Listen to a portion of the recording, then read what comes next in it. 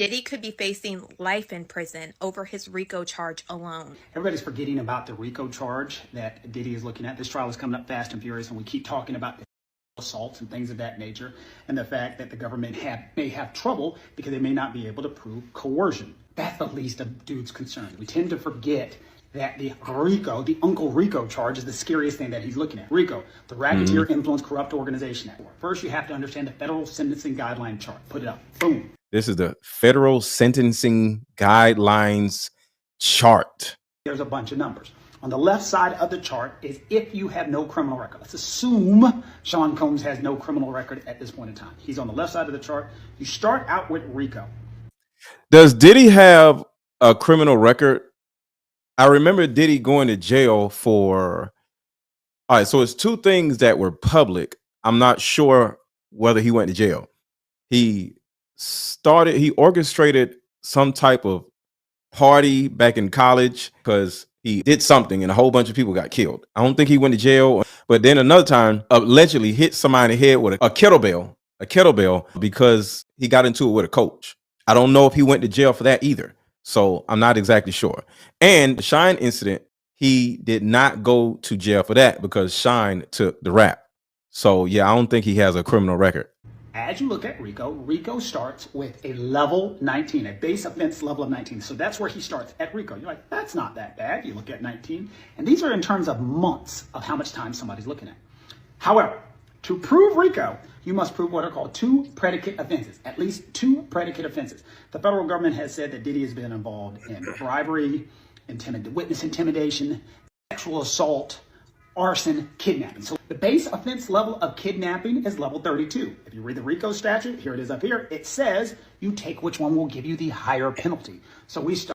You take which one that will give you the higher penalty is crazy. Well, do you see how Diddy is cooked? We start at the kidnapping level 32. Level 32. Like, okay, that's not that bad. It's much higher than 19. Well, you don't stop there. If somebody is assaulted in the kidnapping, you go up 6 levels. All right, so let's read this real quick. Kidnapping, abduction, unlawful restraint, base offense, level 32. Specific offense characteristics. If a ransom demand or a demand upon government was made, increases by 6 levels. If the victim sustained permanent or life-threatening bodily injury, increased by 4 levels. This is so interesting. If the degree of injury is between that specified in subdivisions A and B, increase by 3 levels. This is crazy. I've never seen any of this broken down like this. This is super dope. And everybody hit the like button. Everybody hit the like button. Everybody hit the like button. If you just came in, shout out to you. Thank you for watching. Make sure to hit the like button. All right, here's the next statute. Here it is up here. It says you take which one will give you the higher penalty. So we start at the kidnapping level 32. You're like, okay, that's not that bad. It's much higher than 19. Well, you don't stop there. If somebody is assaulted in the kidnapping, you go up 6 levels. If a weapon. All right, here we go. If the victim was kidnapped, abducted, or unlawfully restrained during the commission of or in connection with another offense, or escaped therefrom, or if another offense was committed during the kidnapping, abduction, or the unlawful restraint of. Level B. If the victim sustained seriously bodily injury, increased by 2 levels. Or C, if the degree of injury is between that specified in subdivisions A and B, increased by 3 levels. If a dangerous weapon was used, which it was in the Diddy scenario, if a dangerous weapon was used, increased by 2 levels. This nigga is probably at level 40. If the victim was not released, this is interesting. Everybody hit the like button. Everybody hit the like button. If you hit the like button already, say yes in the chat. Say yes in the chat if you hit the like button already. What's up, Kara? So if the victim was not released before 30 days has lapsed, increased by 2 levels. That is, I'm not gonna say that's hilarious. That's crazy. If the victim was not released before 7 days has elapsed, increased by 1 level. This shit is almost like ice cream. Like, you know how many scoops you want to add on your damn ice cream cone? Shit. If the victim was sexually exploited, increased by 6 levels. Hit a like button, y'all. Hit a like button. And if you have already hit the like button, say yes in the chat. If you start reading this and understand these levels and you go and track the federal indictment, you start and look at the enterprise letter that they sent, don't forget that one that they're talking about, that Cassie was trying to get away from Diddy, and in trying to get away from Diddy, she ran out to California. When she ran out to California, a gun was used. Somebody was kidnapping. What is kidnapping? Kidnapping is like simply having a Matt Lauer button. Somebody comes in my room and tries to leave. Oh, I can't get out. I can't get out. That's not for kidnapping. Holding somebody against the wall. Just don't you leave me. Don't let somebody leave. That's kidnapping. And then arson is burning somebody's shit you don't have a right to do. So they'll be able, I think, to prove those ones. And of course, arson is when he caused Kid Cudi's car to explode. Very easily. And if you look at all the facts, they track those kidnapping. And so we talked about the levels. 32. You go down 6 levels, somebody's assaulted. 6, 7, 8, 38. A weapon is used. God, they seem to say a weapon is used. 39, 40. Somebody is hurt or injured. 41, 42.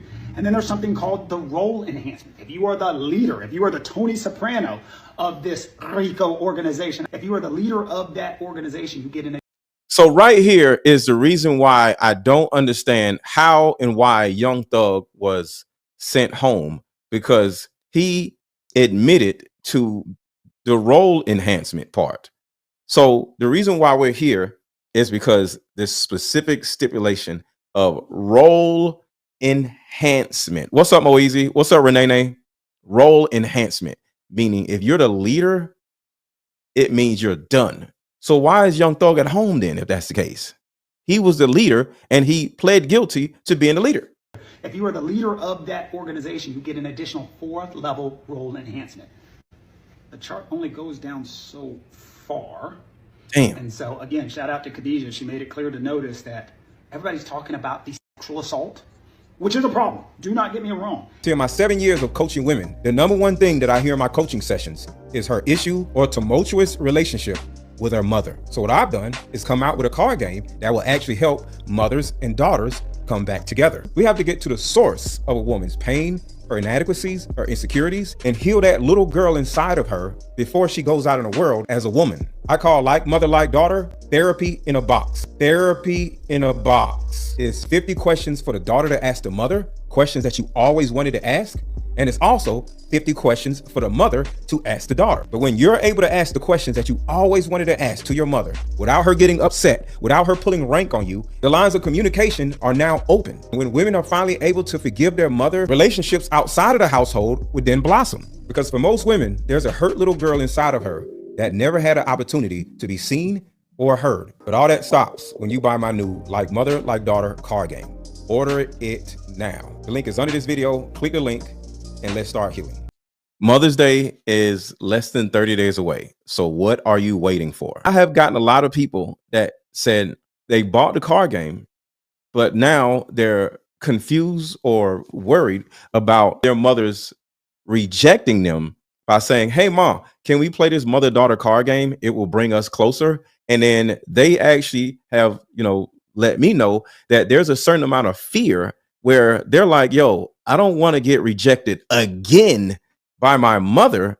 So I'm not sure on how to, present this card game to my mom, because my mom's kind of mean, or my mom is kind of judgmental, or my mom doesn't want to talk about the past. Well, this is the thing that I did for a lot of you. And as you can see, I did this before y'all even had this concern.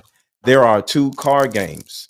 There's a daughter card game and there's a mother card game. So if you're a woman that wants to have this conversation with your mother, all you got to do is be like, yo, mom, this is a mother-daughter card game.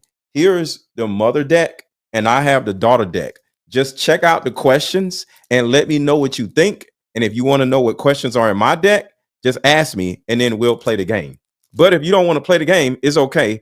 Check this deck out right here and check out the questions. And then boom, there's no stress, there's no argument, there's no rejection, because a woman, just like anybody else, she's going to be nosy and she's going to read the questions. And then at some point, she's going to ask you about your questions. And then boom, y'all are playing the game without you worrying about her rejecting you, talking down on you, or making you feel small for introducing the card game to her in the first place.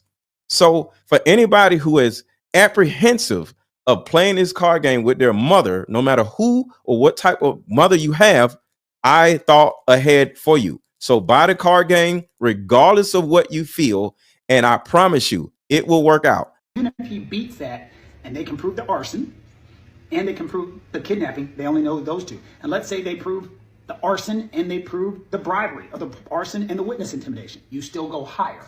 On the arson, the base offense level is 20. That's where it starts.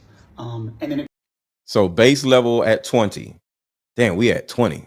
it goes up 2 levels if something else has happened. 22. Start with the sexual assault charges. The base offense level is 34. So you're seeing what he's looking at in all these things. And if you're looking at these terms in terms of months, how much time could Diddy face in jail if he is convicted?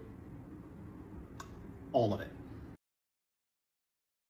So it starts at 20, and every piece of these charges slowly go up. And then as it keeps going up, he ends up at 43. He's going to do life in prison. That is a fact. And what he just said proves it. And even if he just gets to 40, that's 292 to 365 months in jail. So it is very possible that Diddy could be spending life in prison if he is found guilty of that racketeering conspiracy charge. And he still has 4 other charges that will be tried. Not only is Diddy being charged with blowing up Kid Cudi's car, he is also being charged with kidnapping someone and trying to break in Kid Cudi's house. A lot of people forget how huge this is, but Diddy is being charged for blowing up Kid Cudi's car and kidnapping a woman to try to break in his house under his racketeering conspiracy charge. And I think that this part of the trial is going to be one of the most crazy parts. The feds are alleging in the early morning hours of December 22nd of 2011, Diddy and a co-conspirator kidnapped an individual with a weapon to facilitate breaking into and entering the residence of a person known as Individual 1, which is going to be Kid Cudi. Multiple witnesses will testify at trial to the events surrounding the kidnapping and the break-in, which Right there, that means Kid Cudi is taking the stand. There's a lot of men that most likely are going to take the stand too against Diddy. It's going to be a lot of people taking a stand that are men. is corroborated by police reports and other records. Approximately 2 weeks later, Diddy's co-conspirators set fire to Individual 1's vehicle by slicing open the car's convertible top and dropping a Molotov cocktail inside the interior. Police and fire department records extensively document the arson and conclude that the fire was intentionally set. Multiple witnesses will testify to the defendant bragging about his role in destroying Kid Cudi's car. So not only is Diddy being charged with blowing up Kid Cudi's car, he is also being charged with kidnapping a woman that we just learned in this new superseding indictment to try to get her to facilitate a break-in into Kid Cudi's house. That's why I don't get when a lot of people are like, well, she stayed with Diddy for 10 years. Do you know how many times she wrote in that lawsuit that she tried to leave and then something insane like this would happen? They would track her down. They blew up a car. And I want to say this. In my last live stream, I said Cassie was somewhat of a co-conspirator to all of this because she stayed with Diddy for 13 years. I'm not necessarily going to stand on what I said, because thinking about what Khadijah Lynn is saying, and shout out to her, follow her on TikTok and on YouTube. And it's not what she's saying. She's just, just repeating what Cassie said. And I actually forgot about that point. When you try to leave somebody, because it reminded me of something. There was a story of Cassie leaving Diddy, and, she was still in the music industry, and she left Diddy, but everywhere she went, every single where she went, trying to do business, the person would call Diddy and say, hey, your girl is over here. And then she would try to get work from this person or try to work with that person. And each one of the people would just be like, yo, why don't you just go back to Diddy? So I want to retract what I said earlier, just after thinking about it. And I didn't mean it being insensitive, but can you imagine leaving a man or leaving a woman and they're so big in the industry you're in, and that's the only industry you know, because she was introduced to Diddy in the industry because she was with the other guy. I forgot his name. What was the guy she was with at first? And literally everywhere you go, whether it's acting, whether it's music, every single person that you sit down and talk to, trying to get a deal with or some help with, they tell you, why don't you just go back to Diddy? And you just like, why is it everywhere I go, some random ass person is telling me to go back to Diddy? That can put you in a position where you just like, fuck it, I might as well go back. I can't make no money. I can't do this. You know, Kid Cudi's car blew up. And I don't know what happened with her present husband and why it worked out with them. But I literally think she went to, because the guy that she's with now, her present husband, he was her personal trainer. And I think she literally was just like, I just need somebody to get me away from this guy. And he just said, I got you. And she was probably like, really? He's going to try to blow your car up? I don't care. Let's just do it. And I think he was just crazy enough to just take her off his hands, for lack of better words. And maybe Diddy was just tired of chasing her or whatever. But that is a lot. I can't imagine that. And there's a woman that I actually tried to holler at. We just became friends, and she didn't friend zone me. She just had too much going on in her life. And she had told me, because I was like, yo, what's up? You're not trying to, do nothing? And she just admitted to me that her ex-husband is chasing her. And she didn't want to add, another person to this problematic lifestyle that she had. But altogether, she couldn't date me because the guy that she left was kind of like Diddy with just less power. And he kept finding out where she was. So imagine me going over a chick's house and then her ex-husband finds her and now he wants to fight me and I ain't got nothing to do with it. Now I got to shoot my way up out of there. So I just want to apologize to anybody that I offended by saying that because she was with him for 13 years, she had some side of liking what was going on. After thinking about it, I was wrong for saying that. Because if you with somebody for 13 years, the assumed thought is, well, why the hell was you with him for that long? But Diddy in particular is different because he was blowing up people's cars. He was like the king of New York. So everywhere she went, people did not want to work with her. So this is an outlier type of scenario. But if you're in a relationship with a man and you don't want to be there because of some type of abuse, no matter how hard it is, you got to leave the person before you lose your life. Mr. Let Go, I have so much respect for you for admitting you are wrong. Yeah, I have no problem with admitting that I'm wrong. I've admitted that I'm wrong before, but yeah, I'm never the know-it-all type of person. Kidnap somebody by pow pow point. I mean, look at her face, guys, looking like this. And one of the most disturbing ones that will always stay on my mind is when Cassie uploaded this picture of herself on her Instagram while she was in Dubai with Diddy. Back then, Cassie did delete this picture very quick, but before she deleted it, she alleged that she got all of this from a ATV crash. And his name is Kent Law Firm on TikTok. Kent Law Firm on TikTok. So here's the long and short of it. The government is specifically making an attempt to get in prior bad act evidence in trial against Diddy. They're trying their damnedest to do it. So prior bad act means whatever he did way before all of this goes into consideration. And prior bad act simply says he is a repeat offender. He just didn't get caught the first time. And because of that, we can't show no leniency on this man because he has prior bad acts. Defense has filed a motion like yesterday or the day before, and it's a really good motion. And in their motion, they're flat out saying, look, we understand Rule 413. We understand that you're trying to get in all of these other individuals, but Rule 413 allows you to bring in prior sexual acts against someone who's accused of sexual assault. Here's the thing. We're not accused of sexual assault. We're accused trafficking of commercial sex acts. Yeah. That makes a lot of sense because none of his charges have anything to do with SA. His charges, the lawsuits, the civil lawsuits are about SA. The actual criminal stuff is about trafficking. This is a RICO trial. This is a commercial sex trafficking trial. Judges have to do in these situations a prejudicial versus probative balancing test. Probative.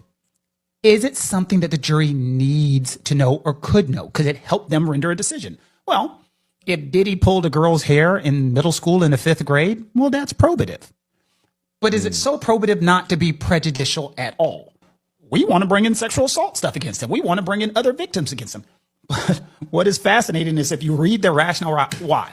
Now, again, understand, usually in our court system, we don't allow you to bring in stuff that you're not charged with.